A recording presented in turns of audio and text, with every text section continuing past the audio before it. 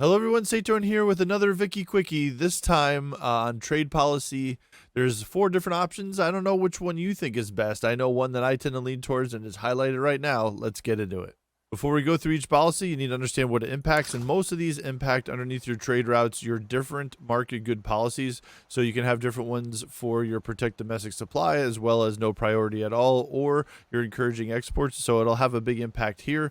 So I'll start with the worst, which I think is isolationism. I think they were a little bit too rough on making the negatives here. You have a minus 50% maximum declared interest, so that's huge. So there's less involvement you can get. I get it because you're being isolationist, but that is a huge disadvantage. Plus 50% authority is also really good, though.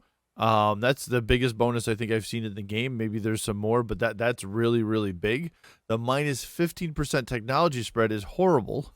So you lose out on technology. Again, you can make up for it, yourself by having a lot of universities and things like that, not worrying about the spread. But minus 15% technology spread, I think, is a big disadvantage. And then you get a plus 25% taxation capacity, which is, again, that's mediocre to me. The largest thing here is it disables all trade. So don't even worry about looking here under your trade routes. You won't be able to do any of it. So that's what isolationism, and it makes sense, right? What it is. So I don't think I'd ever do this. I think some countries actually start this way. I think Japan's one of them. And it's just you want to get out of this pretty much as fast as you can. There is one other benefit to isolationism, which I should mention, is that other countries cannot take any products or do any trade with you. I know that's something in the comments below that a lot of people complain about is that, hey, I'm making all of this iron or I'm making all of this steel, and these other countries are taking it all away from me through trade. So isolationism does stop that, but you still have all these negatives. But it is something to keep in mind. Now let's talk about mercantilism. This isn't bad at all. A lot of countries start out this way.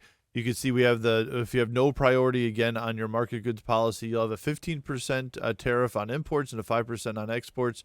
If you want to protect your supply, you'll have a plus 10% tariff on exports. And then if you want to encourage exports, you have the plus 30% tariffs on imports. So you can see all the money that you're making too. If you hover over your balance, you can see what you're doing by tariffs, and you hover over it again. It's all breaking down by given products. So it gives you a good idea of what's going on there. You can make a lot of money through trade. Mercantilism is one of them that's, pretty balanced, I would say.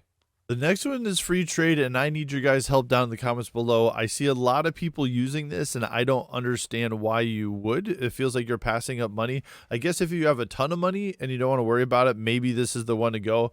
You figure, I don't want to make any money on trade at all, but I do need a lot more goods. I'm starting to talk myself into it a little bit. I can kind of see why. Plus 50% trade route volume is great, right? So you'll just get more goods. Minus 50% trade route bureaucracy costs. So you can have more trades for less bureaucracy. That's nice too. And the trade route competitiveness means that you're more likely to be able to have those trades with other people, or they're going to come to you first.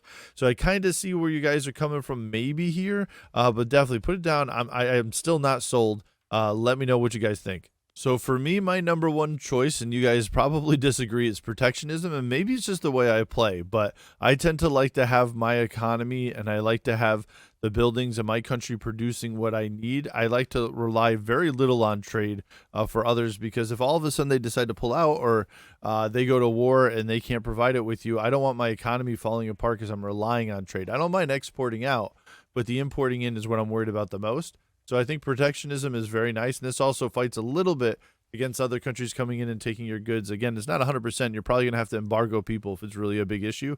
But here you can see the changing in your goods policies.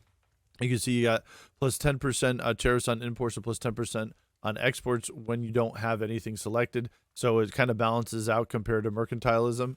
Then you've got your protect domestic supply. So it's plus 20% tariff on exports, where here it was 10%. So it's really good. So you double your money there.